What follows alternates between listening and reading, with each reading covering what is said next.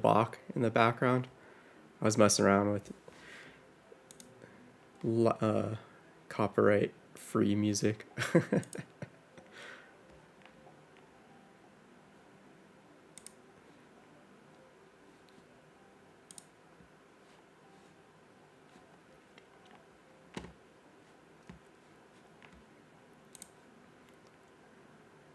All right. Send you an invite again, Jared. See if this gets worked out.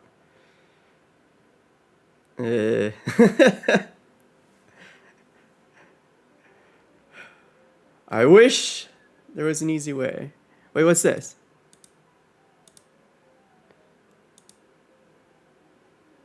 Hang on. No. I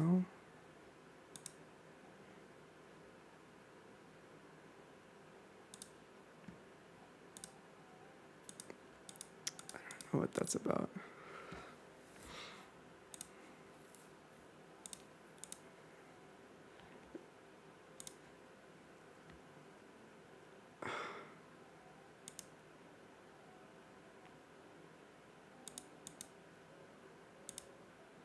Yeah, I'm trying to mess around on my end too. But it shows like your microphone icon, like, the red slash through it on you. And then at the top, it shows participants, and then it says all muted. There's like a button, but I can't click on that. And I don't know if that's just like an indication showing that, yeah, the other, like the only other person that's participating is muted. And it's not an actual button.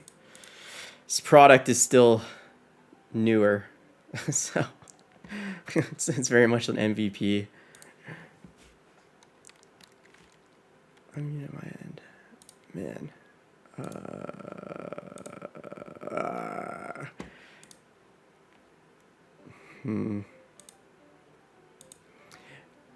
Jared, use yeah, the text chat. Let me know. Like, did you want a landing page review? Did you want to practice pitching? Do you have a pitch deck? What do you got?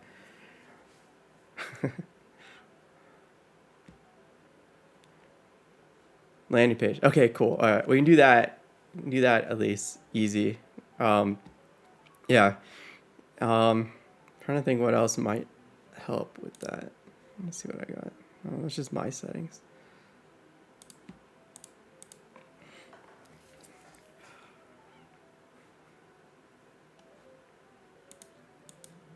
Awesome. All right, well, let's give it a go then.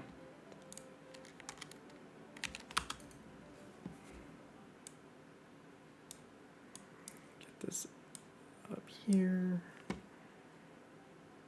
Screen share.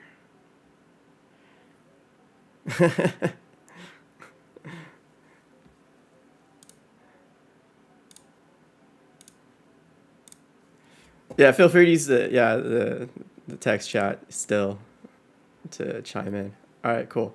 Dang. All right. This already looks way cooler. Like way cooler. All right, hang on. I'm trying to move like 4 million windows around. So we can do this. All right, so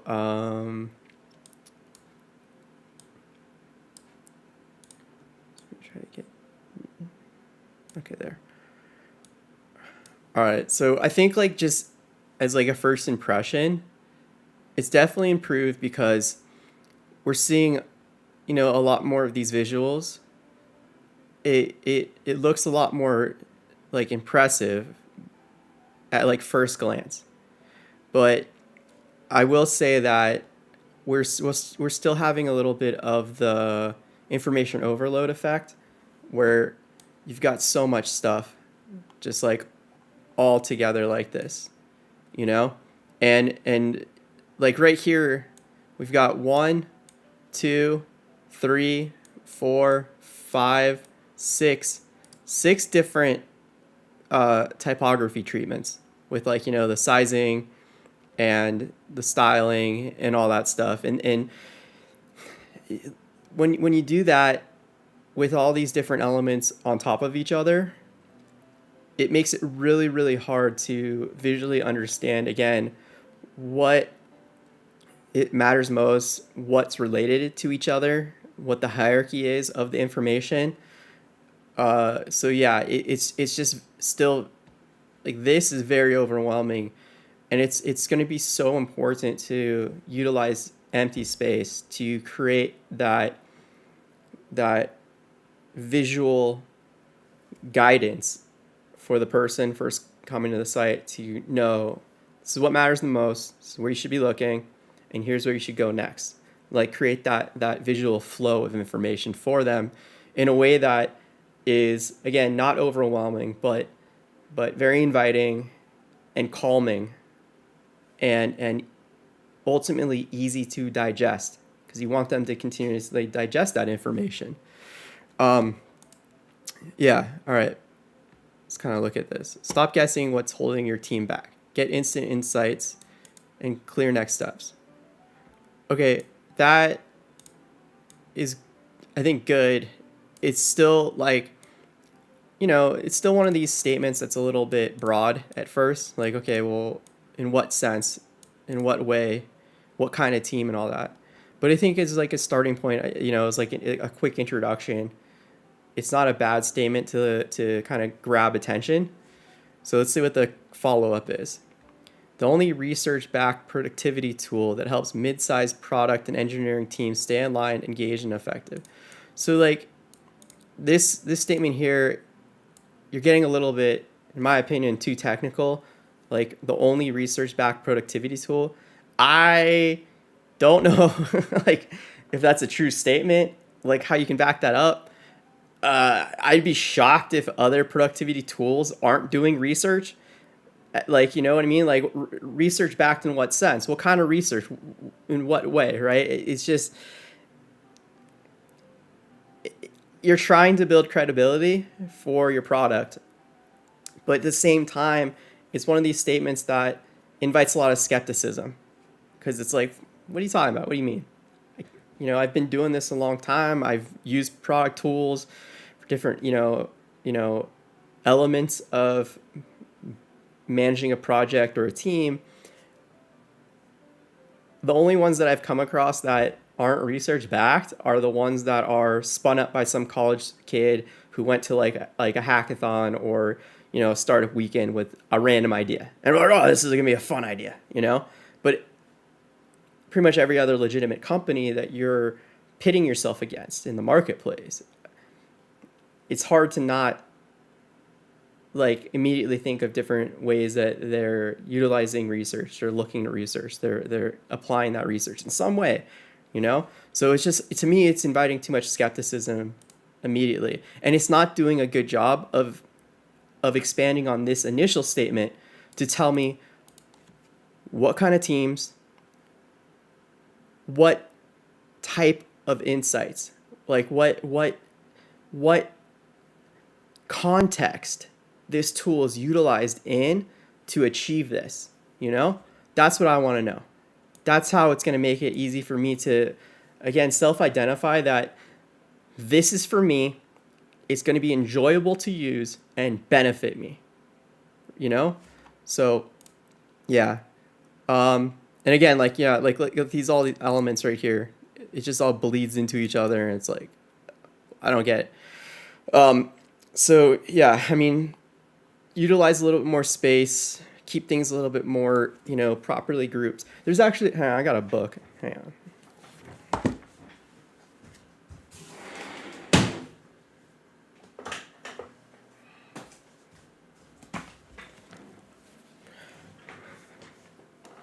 I'm totally in rare rainy day in Los Angeles mode over here. I don't know how much you caught of me.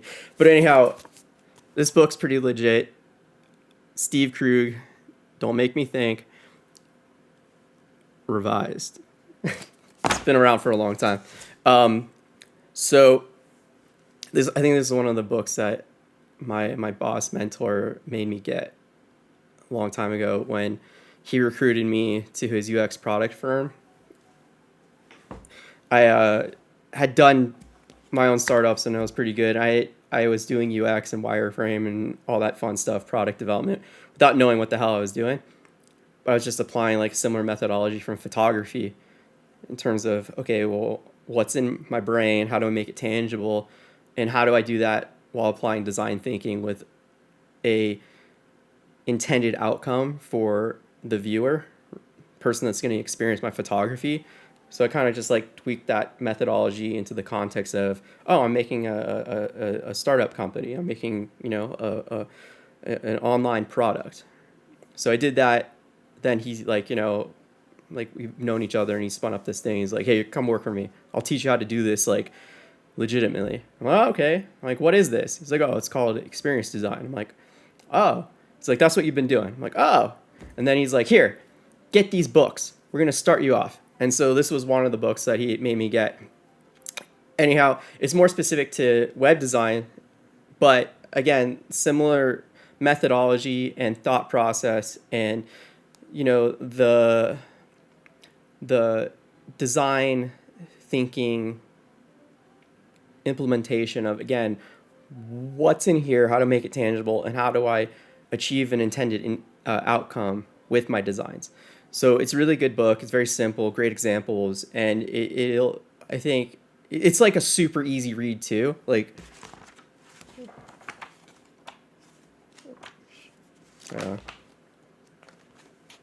it's like, just like real easy shit, like good grouping, and then a lot of fun, I don't know, it's like just really good, like chill examples, breaking stuff down. So yeah, go pick it up at like bookstore, order it online, drop it off tomorrow. But yeah, it'll make it a lot easier, I think, for you to kind of take this content and start to polish it up and restructure it in a way that is going to be a lot more effective in conveying the messages that you want and make it easier for people to digest. But yeah, so there's like, basic stuff with like, the grouping and sizing and all this stuff. So like this too, like right up here, like again, on initial impression, looking at these visuals here, and it's like, oh, okay, this looks legit. This looks like a legit, cool, company and product. But where it kind of goes wrong is, again, that design thinking element. What's the intended purpose of including this here? And is it accomplishing the goal that it's meant to? And for me, it's not, because these visuals here need to be, again, demonstrating what your product is, like very clearly.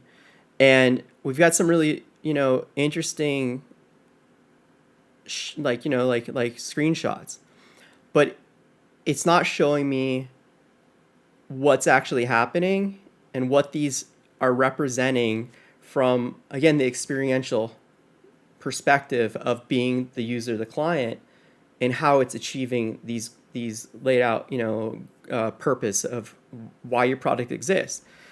These are just kind of like random looks at the product, instead of, again, like a clear walkthrough where it's like, oh, okay, I get this. That's really cool. All right. The problem. Leading a team without clear visibility is like driving blindfolded.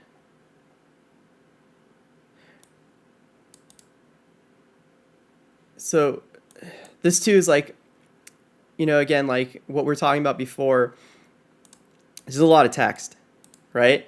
You're leaving like a lot of text down here. And these little icons where, instead of telling, show us your product. You won't have to use probably 10% of all this language if you just, like, again, storyboarded what the user experience is of your product. Like, walk us through it. Like, how does someone get their team onboarded and achieve this? Getting instant insights and clear next steps to make the team more effective. Just show us that. And then as you show us those screenshots in that walkthrough, you can just use like one sentence, one simple sentence, one statement that's just like summarizing what it is that we're looking at. the visuals, the walkthrough of the product will do all of the explaining, or at least the bulk of it, for us. And again, eliminate the need for us to read this and imagine something that is not going to come close to what the actual product is. And again, when that happens, you have these diverging paths of expectations of what a person expects to get from the product and what you're actually providing them and how that's going to be experienced and what those benefits are, right? And it's, yeah, I mean, like this too, like, okay, again, like we kind of talked about before, I like the contrast of like the problem solution, but this too is something that I want to see demonstrated. So like this here wouldn't be your product. This here would be a typical experience that someone in the marketplace is having currently with other products. Or again, a lot of people, they take different tools and they, cobble something together to achieve an intended outcome. Like they're using Excel, they're using Monday, they're using Jira, all like, maybe like 10 other things all wrapped into like this weird system that they've created to make this happen, right? So just take us through a day in the life of, and it could be a high level, just at the high level, a typical person experiencing this problem. Just make it relatable, make it human, make it understandable with visuals. And again, use the text to convey the most important points of what the visuals are walking us through. And then here for your solution, this is where you walk us through your product and you show us how much better the experience is and how it's more beneficial to the very specific people that this is meant for, right? And again, same thing, like, all these explanations are wonderful as an outline to know what content to include here, what visuals to show us. But you need to show us because, again, this is so much left to the imagination. It's only left to the imagination. And everyone's going to imagine something different. The same person is going to imagine something different from hour to hour, even based on their mood, what's happening, whatever happened like in the moment right before they started using their brain, whatever. You don't want that. Eliminate all that margin for error and just show us your product. Walk us through it. A smarter, more empowered way to improve team performance without guesswork. Traditional surveys fail to turn feedback into action. Handshake gives teams real-time visibility and autonomy to identify challenges and take meaningful steps toward improvements. So, like, I like this here is part of the problem. So move that out of the solution. Don't don't include problem statements in the solution statement. Just focus on what you're doing awesome. Yeah.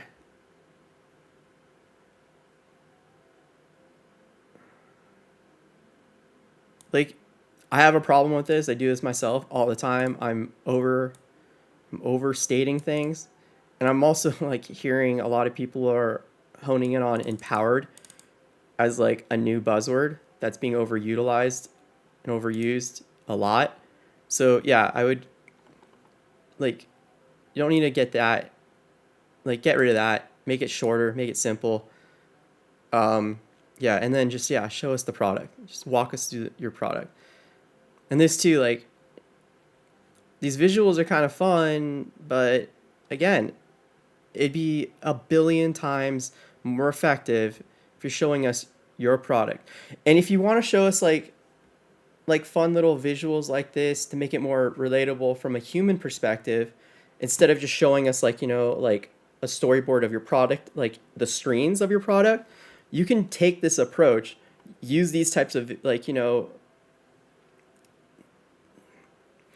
visuals that show us an actual person holding your product. You know what I mean? Like over the shoulder shot of them, like, using the mobile app version, or over the shoulder at the desk with the team, or on an iPad. Like these types of visuals like that, again, make it a lot more relatable to see ourselves with your product. That's where like lifestyle shots and ad campaigns and marketing is so effective. When you're watching a commercial and it's not really showing the product at all, it's purely lifestyle. It's honing in on a person's, you know, self identity and how they view themselves or want to be viewed, and the culture that they resonate with or they want to be seen a part of, like that click, right? That's like, you know, the extreme where it's like not showing the product at all. You know, you're watching like I don't know, like a sunglass commercial, and it's just people playing at the beach, right? And like, yeah, they have like the product on their face, like kind of in passing, but it's just like pure, just like this is the lifestyle that you will have with our product, right? Like that's like, you know, kind of where this is kind of trying to like meant to be when you show like other humans in these situations, because it makes it like, again, relatable.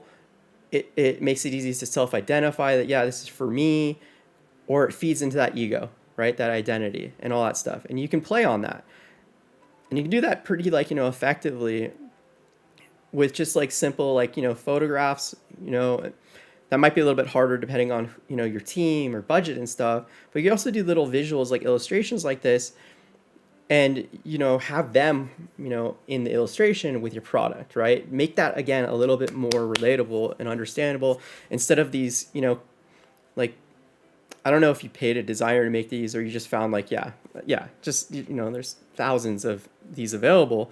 And you'll often see a lot of the same ones used again and again. Like I was looking at Product Hunt, kind of playing around. Um, and yeah, like a lot of like these early stage, you know, startup companies, they're going to the same sources for these images. I've done it myself plenty of times. And you end up seeing the same illustrations across multiple ones. So that too, you know what I mean? Like you can avoid the need to use these by just showing us your product, going through this, like, you know, that user flow. But if you want to take it that next step, you know, you can work in with the illustrations, you know, your product in there, like make that fun and relatable like that. Um, and that too, like, you know, you can find illustrations that you can have someone edit in your stuff and make it fun. You can pay someone to do that. There's lots of designers out there that can spin up real lo-fi kind of illustrations like this for not a lot of money, and it could add that extra little, like, you know, fun little polish that makes your, you know, your brand unique, and it fits your brand, you know, perfectly and all that. Or, you know, again, you go the photographer route, that's something too. Like there's, you know, plenty of uh, uh, competent younger photographers that you can pay, not a lot but enough, right, to be fair, and just knock out a couple of those, again, over the shoulder kind of like lifestyle shots with people using your product. Would you want to see the product itself in the illustrations or photos, or would it still be effective to just to see just people in that lifestyle images? Yeah, I mean, like it could be either. Like again, you want to contextualize what it is that you're, again, trying to communicate to the person in each of these, like, you know, like where the asset is meant to be used, and right. So it's more about that, like what's going to be the most effective way to communicate this and achieve this outcome that we're trying to uh, uh, make happen. And, you know, for a pitch like this to the customer, in my opinion, which may mean nothing, it should be a little bit of a balance. It should be like a balance of, you know, just straight up walking us through your product and making it very easy to understand what it is, again, what the experience is going to be like using it, how it's beneficial. And then having, you know, part of this pitch include some of those lifestyle images as well, because again, being able to see someone like myself with the product, right, it's going to make it easier to relate to and want to use, and like get it and try it. Um, and yeah, like, depending on what section you're at in the story, in the persuasive story of your product, that's going to be where it's like, okay, right here would be like, like showing like the pricing, right? Like maybe the intro to the pricing right here is where you use like a pure lifestyle shot, right? Just a team that's just, having a great time because they're using your product, right? They're like, dude, our lives are so much easier because of this. This is great, right? But then like, up here where you're like talking about a specific, like feature and benefit that you're providing to people, this is where like, yeah, if you only showed a lifestyle shot, purely lifestyle, people like, yeah, we're having a great time. That isn't doing a good enough job communicating what needs to be communicated to the person that you're showing this to. Because again, for this section, they want to see the product. They want to understand how they're going to experience this and how it's going to benefit them, and thus where the value is coming from, right? So it's just about, asking those questions, applying design thinking, and working within the intended goals of what you're after. But yeah, like again, like there's it's like each of these little things too, not little things, but each of these core statements that you're calling attention to can again be demonstrated through the product demo, right? It's like, here's how your goals are tackled. Here's how the roles are, where you eliminate confusion with roles. Here's how we put the end of frustration to workflows, right? Like each of these things can be demonstrated and should be demonstrated through that product walkthrough. And then again, you can eliminate like so much of this content by wrapping it all up into the same package, right? Because again, those visuals are telling all of this without having to call all this extra attention and create all these extra little statements and copy everywhere. Like yeah, like how it works is part of the solution, right? Like yeah, and then like these use cases, like when I see use cases, I want to, or yeah, when I think of use cases, I want to see like actual customers and like a breakdown of how they utilize this product to achieve these goals that your product and service are providing them or allowing them to achieve, right? I want to see more of like a study on that. And like these use cases too should be following the solution, the product demo, as additional information to cement credibility, right? And be like, oh, by the way, here's some great case studies with customers that we've worked with and how they benefited and how we help them, like get rid of all these problems and have a more enjoyable time with their teams and be more effective, whatever, right? This is like, again, credibility stuff, like testimonials.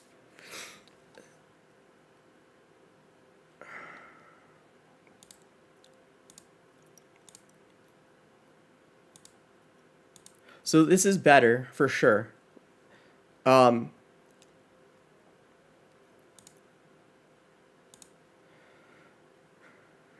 okay, collect real-time data to uncover team challenges. Every day you answer one Spark, a simple but powerful question that helps your team surface patterns and uncover deeper issues that might otherwise go unnoticed.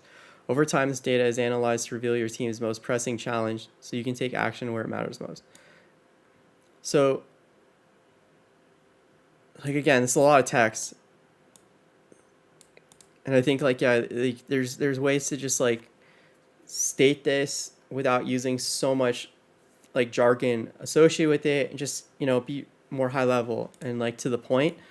And the visuals too, like you're showing only like collecting the information, but like with this flow, I want to see like this. I want to see this whole user flow that you're talking about, not only the collection part of it.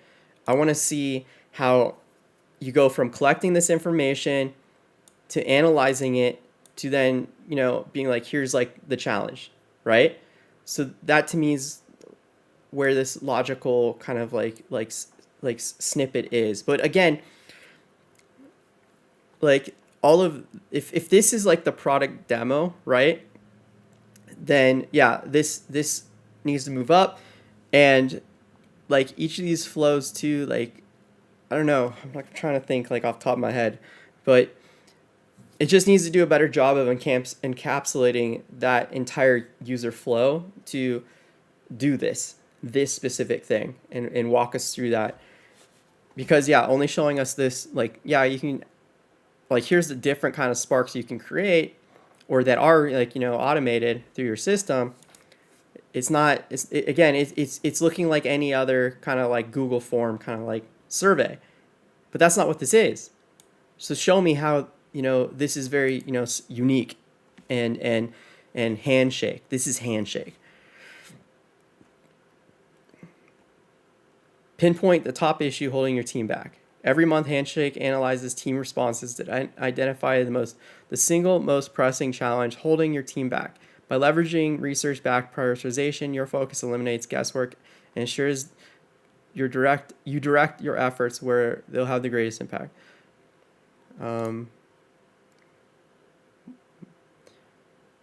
Assign and divide class. So I'm kind of confused a little bit. So what's showing here, make more inclusive decisions. Assign and divide tasks collaboratively. Like, this to me feels like the outcome of this first one. It's like, here's like what we recommend, right? Yeah. So some of this, like these two right here, especially the way this is presented here, it feels redundant, and it doesn't feel like it's separating enough, like a core point of everything. So I mean, like, yeah, it's just there's like again, when we're thinking about this from a story structure, like the plot line, it feels like all of a sudden like the plot's going a little bit wonky when I'm going from reading all this to then jumping down here and then looking at this and then looking at this. It feels like these two should be smushed together. Or if you're going to separate them, it's like thinking about the different stakeholders that are a part of this, So you've got the team members and then you've got management. And each one of, these types of stakeholders are going to experience your product in a different way. And they're going to gain different benefits from that unique experience for those different, for the type of user they are. And that's what, there are different user types in this situation. So I don't know. It's one of these things that you can present as you're like walking us through this, showing us here's the team member, perspective of how they experience the product and how that's benefiting them, but ultimately also going to benefit the manager. And then, when you think about this, like, a story in a paragraph, like that end statement for the paragraph leads to the next one, right? And so that end statement would then lead to us understanding how the manager is experiencing what's going on here, to then take this, like, to get this insight, to then make a decision with it, right? To manage their team more effectively. Because again, like as it is kind of presented right now, it's just, again, it feels like the same stuff being showed us just in a different way instead of kind of building on it. And then again, like with these visuals, we're only seeing like a very specific visual of the same, like here's the recommendation, but it's not really showing us the analyzing portion, or it's not showing us like the research backed prioritization. It's like I'm not understanding, like, what's the top issue holding my team back? Like, what's the issue? I don't understand. Like, this is not really an issue. This is like a response to the issue, if that makes sense. Um, yeah. Recommended research backed solutions for team challenge. So again, like, you're saying a lot of the same thing over and over again. Research backed solution, research back, research back. It's redundant. It's unnecessary. You don't need to try so hard to make the same point over and over and over and over again. Do you watch One Piece or Dragon Ball Z? Do you ever watch anime? Come on, man. You're supposed to be a nerd. I'm trying to think, because like those are like the easiest examples of this, but like there's a lot of media, a lot of TV shows, especially, and then some movies, right, where they hold the viewer's hand too much and they say stuff that doesn't ever need to be fucking said. It's implied, it's demonstrated through the characters' actions and interactions with others in the world. And when they repeatedly tell you like the same things over and over again, that's already like obvious. It's like again, like the best example of this is, again, anime with like One Piece or like Dragon Ball Z, where they'll have, like, you know, a whole episode before where X, Y, and Z happens.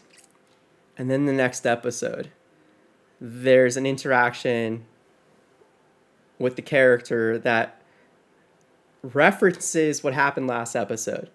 And instead of us just seeing the character, you know, have this interaction that references it and then moving on, as if, like, you know, it's just like, oh yeah, like, yeah, my buddy, oh, he died. It's real rough. Instead of them just saying it like that, all of a sudden, the TV show does a flashback and replays 10 minutes of that happening, which happened last episode, and you're like, are you fucking kidding me? Are you kidding me? Just why are you doing this? I know what happened. I watched it last episode. What are we doing? Right? So there's a little bit of that happening here when you're continuously using like a lot of the same language again. When it's like, we know, you said it, we got it, we're good, right? So just be careful of that. I do it myself way too much. Like, again, my landing page is garbage. That's like a priority for the next like week or two for myself, because finally I'm at a point where it's like, oh, I need like a legit, like, web page, like landing pages set up, because I'm trying to get to the next step where I'm not only relying on word of mouth. It's like, oh, people are actually going to be looking at my website now. I got to dial it up. But if you look at mine, it's a fucking mess. It's horrible. So, yeah. So I'm just saying, it's normal to do this. You get, like, wrapped up in every element that exists because you're the founder. You're doing all this. You're aware of everything, and it kind of infects your brain. And it's like, this means so much to me. I love this part about it. It's like, I'm so proud of, and I'm going to put it here. I'm going to put it here. I'm going to put it here. It just kind of leaks out of you. And it's like, wait a second. What am I going to do? I don't need to do that. It's unnecessary. I already said it.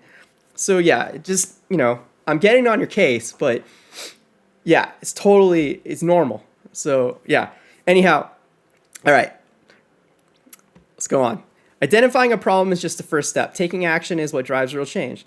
That's why your path provides specific research-backed recommendations tailored to your team's unique challenges. Each solution is clear, actionable, and designed for immediate impact, so your team doesn't recognize issues, you resolve them. Okay, so again, like, this is another great example of where you're telling us a lot. You're telling us a lot that relates to, all this that you've kind of, are trying to show us and have told us before, like, from all the way up to down here, right? And it's like, you don't need to tell us all this if you show us. If you show us the product, you show us the user flow, you show us how this is going to be experienced and how I'm going to benefit, I don't need to read all this. I don't need you to state this over and over and over and over again. It will become extremely clear just walking us through the product. Like, oh, yeah, I get it, right? So, yeah, these visuals here supporting this. And oh, yeah, so like this too, like again, like when you said the path, that's why your path provides specific, I'm like, wait, what's a path? So this too, it's making your product experience too abstract, and it's introducing these concepts of what your product is doing and how it's experienced, and making it very abstract. And it's like, again, if you just walk us through your product user flow, we'll see visually on the screen, here's the focus section, here's the path section, right? And it won't leave me and others going, wait, what's the path? The path? What's a path? What? Wait. These are the spark, the focus, the path. Wait, these are very specific things that are presented to us in your product. It's like I only knew about like Spark because it's like you kind of like reference it here. You're like, okay, what we're seeing here is a Spark, right? Here's a Spark. Here's the Spark section, right?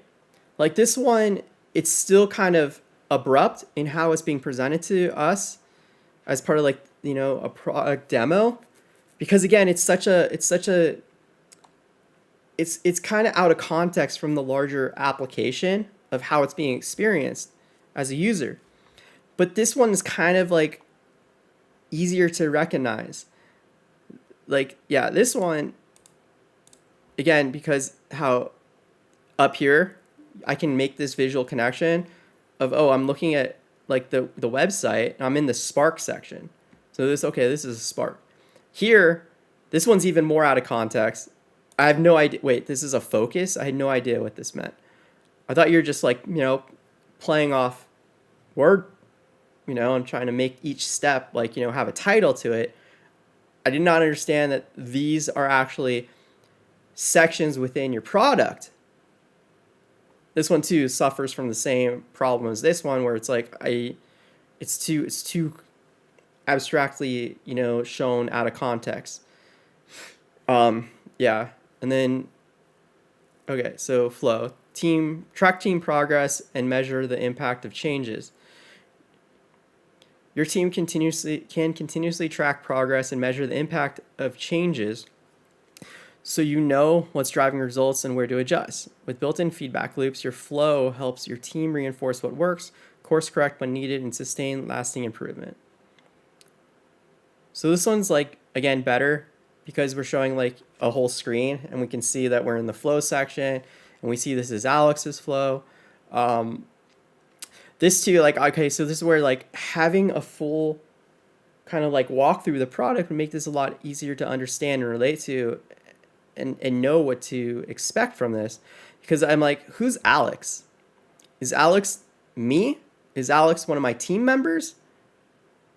What again, what's the context here in regards to the dynamic between these two stakeholders that your product is serving, right?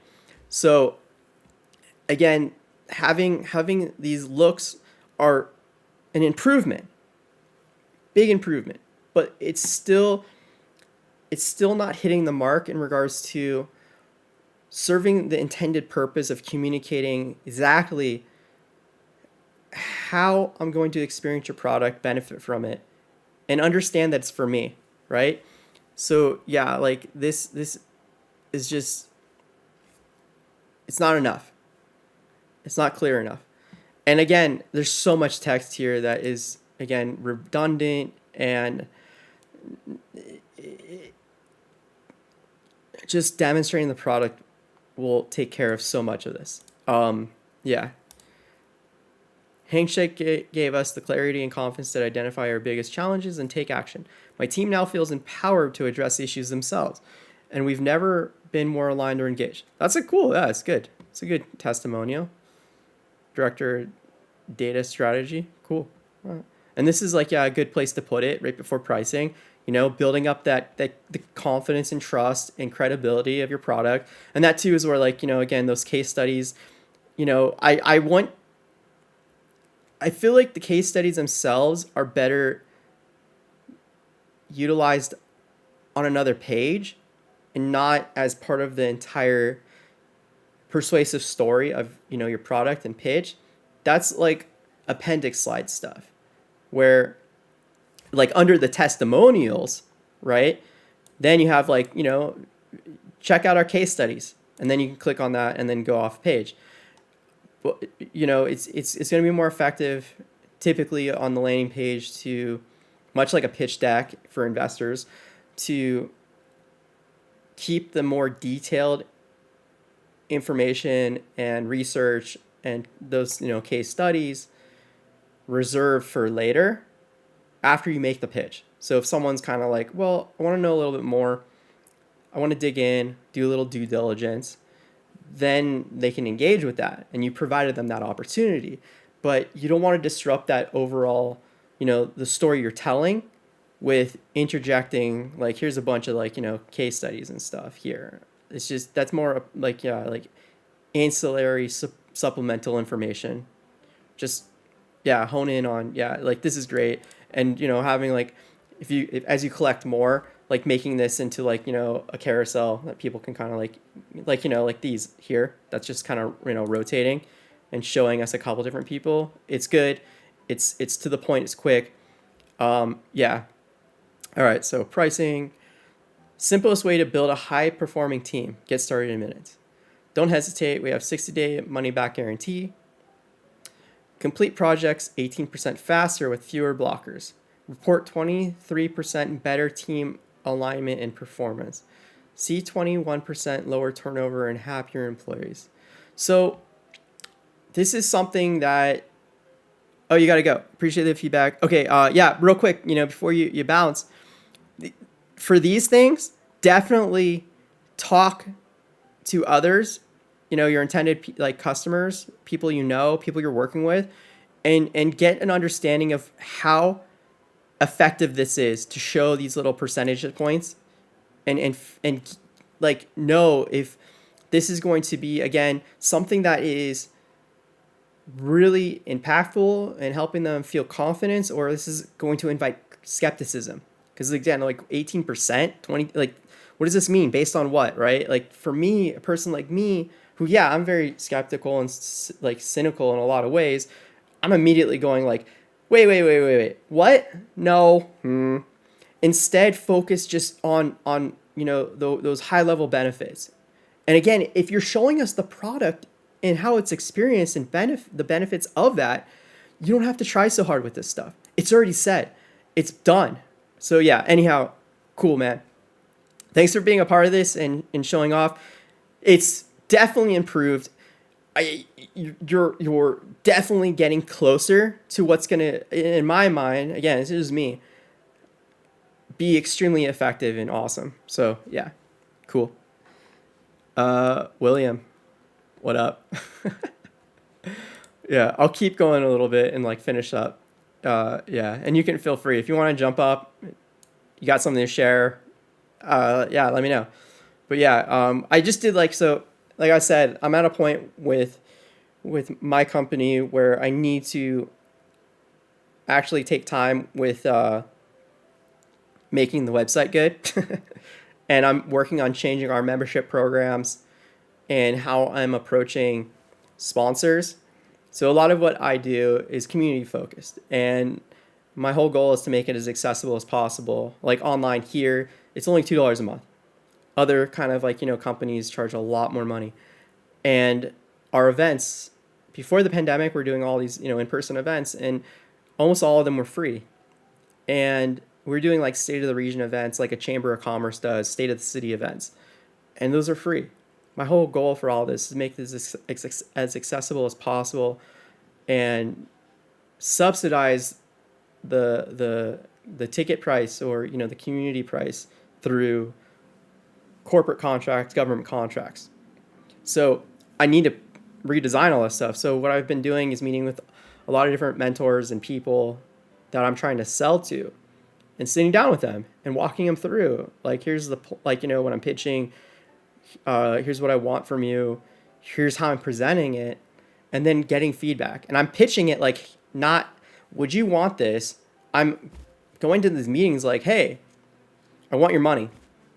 I'm pitching you. Will you give me your money? And when they say, well, I'm like, okay, well, why? Why are you saying, instead of giving me your money? I want your money. And then they break it down. And it's been really wonderful, because I'm getting like all this insight to understand how to tweak these things, and how to present pricing, and how to present the benefits and what the experience will be for them in a way that resonates with them and allows them to give me their money, or go to their bosses or their partners to convince them to give me their money, right? So like, for these types of things, like, showing these percentages, in the past I've thought that that's like a really good selling point. But again, it's something that is so abstract that it's hard to, one, understand, two, relate to, and translate that to them making more money and them having a more enjoyable experience as a result of what I'm providing. So this is where, again, you want to test this, pitch this, see what happens, and talk to them. Be like, hey, you signed up. That's awesome. I'd like to talk to you. How did I convince you to do that? Where did, what stood out? What was kind of making you feel skeptical? Just talk to lots of these people. Yeah. William, thanks for hanging out. Take care. Oh, Michaela, you've been here. I've been so wrapped up in yelling at Jared, I didn't realize that you joined. So hey, how you doing? Yeah, Michaela, you're a marketing person. You can chime in, I'm sure. Extra little tidbits, but yeah. Yeah, just these things, like, it's so important to get actual insight and feedback, and don't operate only on assumptions or any of that. Yeah, small team, like, so before, Jared didn't have this so clearly defined. It was hard to, again, to self-identify if this is good or not for me, as like, I'm the customer. Can I sign up for this? Do I want to sign up for this? Does it make sense? So yeah, this too's changed a little bit. Before, it was like minimum 5 users. You have to pay for 5 users minimum. This is cool how Jared's changed the language here, where it's like it includes 5 seats. It's no longer like a minimum commitment of signing up 5 people. So this is definitely much, much better. Yeah. I'm trying to look at this. Yeah. It'd be nice to see a little bit more, like, add more as your team grows. It would be nice to see a little bit more of that pricing breakdown in regards to, as I scale up my team, here's how the costs are going to scale up too. Yeah. All right, FAQ down here. So yeah, this is like I explained to Jared before with this. The FAQ, a lot of these questions and answers should be demonstrated through the product demo. Like, he's got like a good outline here of walking us through the user experience. So as you're actually demonstrating this, and again, my favorite approach with this is storyboarding that user experience. connecting that to these different elements, answering these questions through the product demo. So the FAQ is reserved for more of those like intense underlying questions that you don't want to spend time on with your persuasive story, your pitch, and your product demo. It's that extra stuff, those extra little details that someone that's, again, going to be more skeptical, on the fence, is going to have before they commit to this. A lot of this stuff should be just demoed in the product. So yeah. Cool. I'm sorry I missed the majority of the stream. Is it suggested to make a landing page in addition to the pitch deck? Well, it depends. So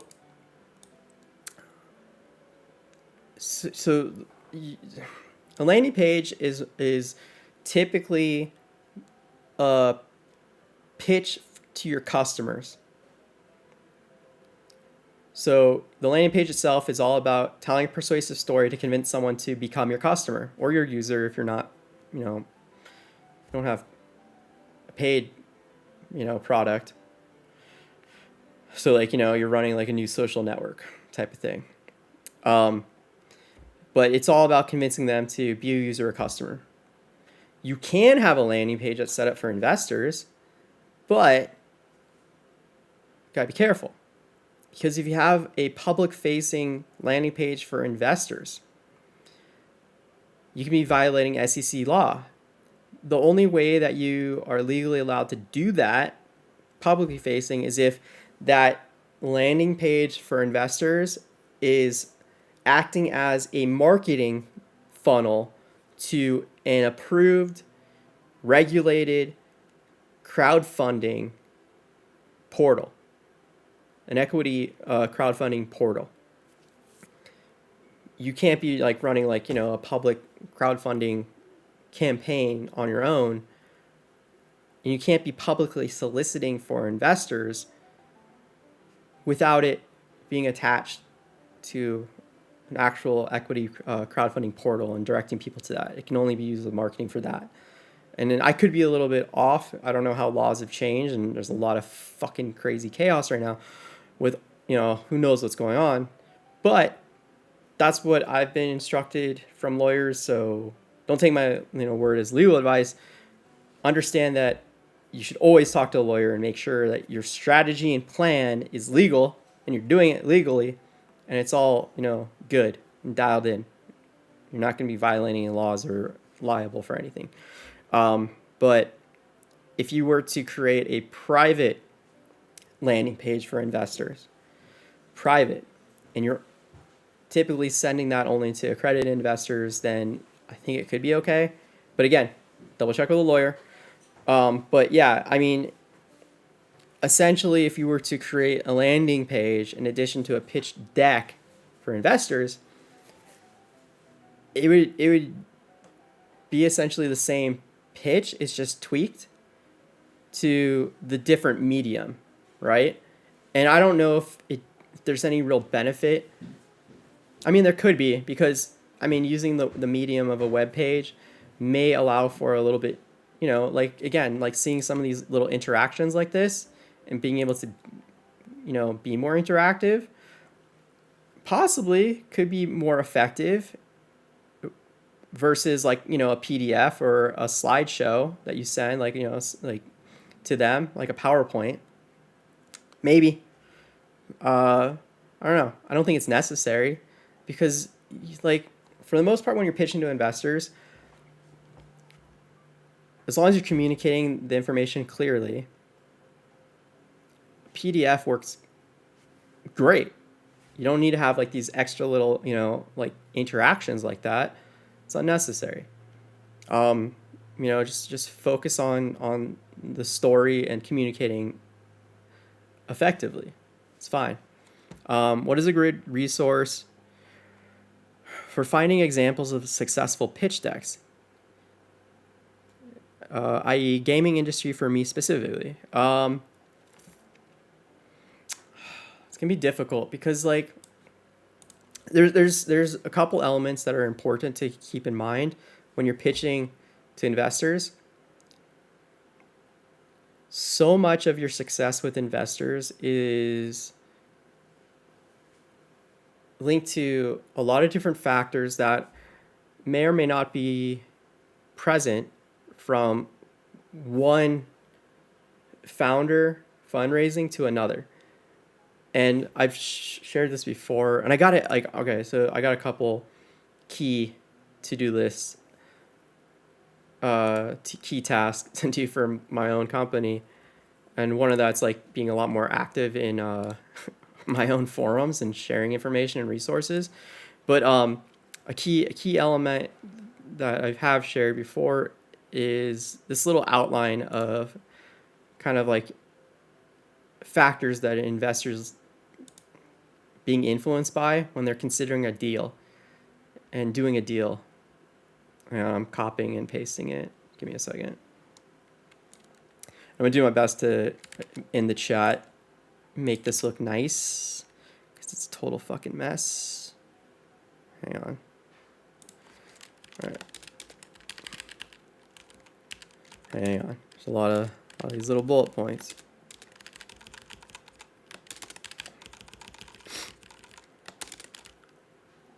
Okay. So a lot of like fundraising is really going to depend on your relationship with the investor, how well they know you, how comfortable they feel working with you, and they trust you to realize this ambition and potential that you're promising them, or selling them on.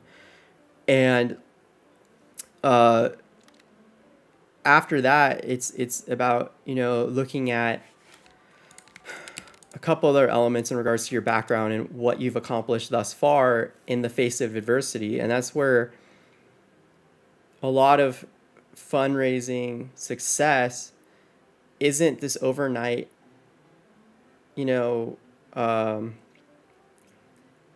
overnight just like quick pitch. You just like go out to a bunch of investors and pitch them with an idea. That is extremely rare and unlikely and risky. It's extremely risky for the investor because it's a mountain of assumptions and not a lot of validation that your assumptions are correct or you understand how to navigate and operate a business and overcome this adversity and work within the limitations that you're finding yourself in at this stage, this early stage. So a lot of what they're looking for are examples and demonstrations of, oh my gosh, I didn't realize there was so much more. All right. Hang on. I thought I was at the top of all this shit. It didn't scroll up for some reason. Hang on, I'll try reposting this real quick. But anyhow, yeah, it's looking at a lot of like, past history to feel confident in what's going to happen next. And so for a lot of, founders fundraising, it's about entering the market and, building that MVP and validating some of those very core assumptions that you're starting with and facing that adversity and getting past it and showcasing that to these investors and being like, yeah, we're dealing with all this hard times and a lot of our assumptions were wrong, but we're able to learn from what we were doing and apply those lessons to overcome that adversity. And then that allows the potential investor that you're, courting to then dig into the methodology. What's your methodology for formulating an assumption, for testing that assumption, for collecting information from that test, applying that lesson to gain wisdom and move past that adversity to overcome that challenge. And they're looking to understand the methodology more than anything else. At least they should. Okay, that's better rendered. All right, I'm going to drop this in the other chats too. But, it's about... Oh, it's probably getting clipped. Product validation. Hang on one second. I'm trying to look around my camera. Yeah. Okay. So, yeah, it's about looking at, this methodology and what's been demonstrated before to, on their side, the investor side, make assumptions about you and how you're going to assess risk, set expectations, manage expectations, face challenges and overcome those challenges as you go forward with their investment. Because the life of an entrepreneur, a business operator, is consistently facing adversity and overcoming it. That's true for 99% of us. Where that begins to not matter and not be true is when you've reached this level of success and wealth that there's no real material consequences anymore for your actions, and you can pretty much do whatever the fuck you want. And, I don't want to name names, but there's plenty of examples that I'm sure everyone can think of right now that is just insane.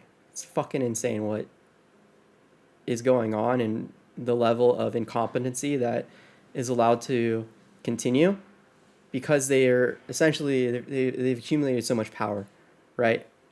Don't matter.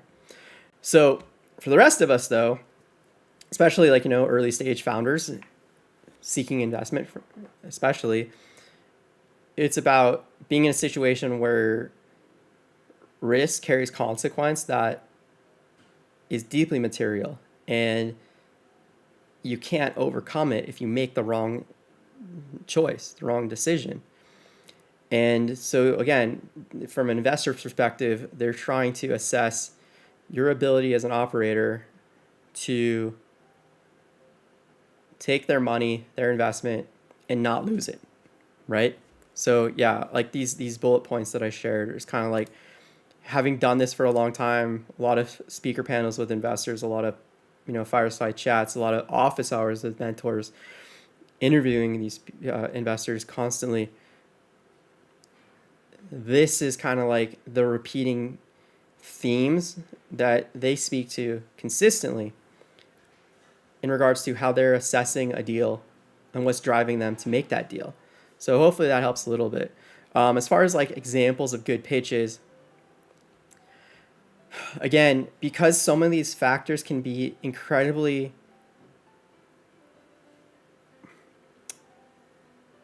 weighted, making other factors a non-issue, it's really hard to look at successful companies and go, oh, this pitch deck got them $1 billion. And there's a lot of examples of that, like Airbnb's, I think pitch deck looked like shit. You can look at Uber and other ones like that, and a lot of their pitch decks looked like shit because they had a lot of existing relationships already with investors that they're pitching to.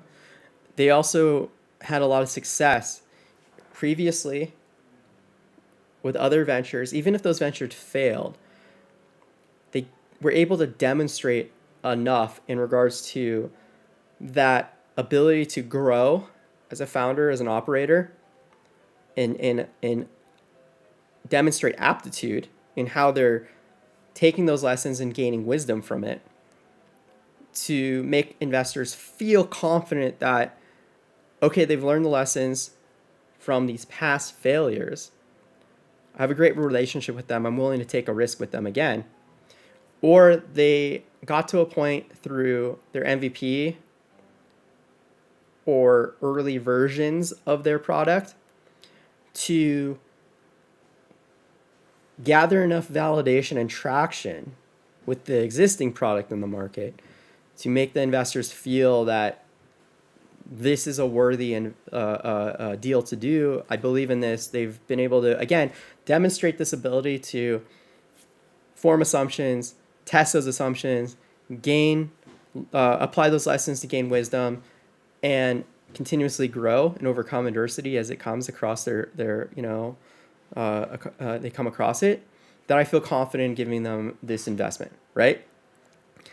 So for Airbnb, I think they had a lot of traction and validation in the market already. With Uber, I think Uber was like his sixth startup, and he had immense like personal relationships with a bunch of these investors that were part of his previous ventures. At the same time, he had already, if I recall this correctly, he had already been in the market and generating some traction and validation. So he had a couple of those like X factors at play there. So yeah, so my advice, instead of looking for great examples of a pitch deck, as a marketing person, which you are, look at a variety of different pitch decks and take the role of investor as you're viewing this. Do your best to play the role of investor and say, okay, I got $1 million. I want to invest in a company. I'm going to pick a company from these different pitch decks that I would invest in. Take that approach. And as you're going through the decks, analyze it from the perspective of an investor, that you only have like $1 million to put into one company out of all these different decks you're looking at. Okay, because that's what like investors got. They're not investing in every company. They've got to pick the best one, right? Their money is finite. They don't have an endless amount of money to invest in every company, and they got to do that within the legal responsibility as a VC to their investors and their investment thesis, right? And then as an angel investor, it's more about themselves and putting their own like money at risk. But still, they all have finite amount of money to pick the best deals.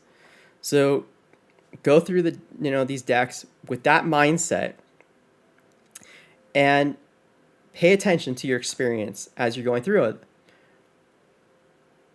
When are you feeling frustrated? When are you feeling confused? When are you feeling skeptical? When are you finding yourself going on tangents because of a statement that was made in the pitch deck that made you go, wait a second, what? No, what? Right? Like these little things where you get lost and you're not following the story of the pitch anymore, right? Pay attention to all these little emotions and thoughts that you're having and take notes as you're doing this, right? And note what you're looking at, why you're feeling this way. Dig into that.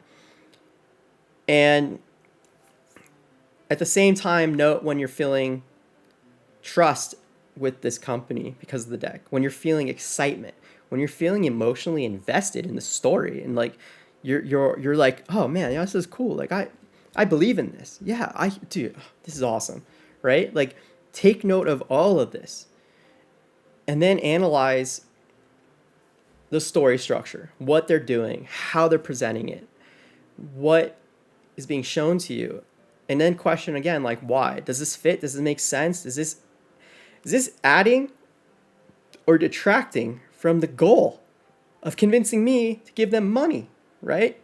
So do these exercises and it'll be enlightening. And it'll highlight also how a lot of these best practices that you'll see in typical, like fundraising pitch decks or for creating pitch decks for fundraising really doesn't make a lot of sense. Like, like an old school one, which is still said all the time, is like 10 slides or less. Like Gary Kawasaki said that 25 years ago. And 25 years ago, it made sense. It was fitting for the times. Now it makes no damn sense at all. And a lot of that too is because of how people have changed, investors have changed, the way technology has changed to tell a story, to put the pitch deck together, to share that deck, all these different things. And so, yeah, I don't know. I've got a couple examples that might be good as like a starting point. Hang on. Where is it? Okay.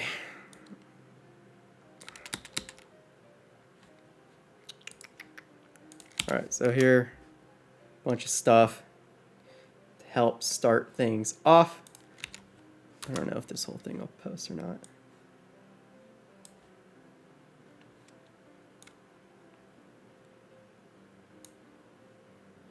All right. Yeah, and sorry for formatting.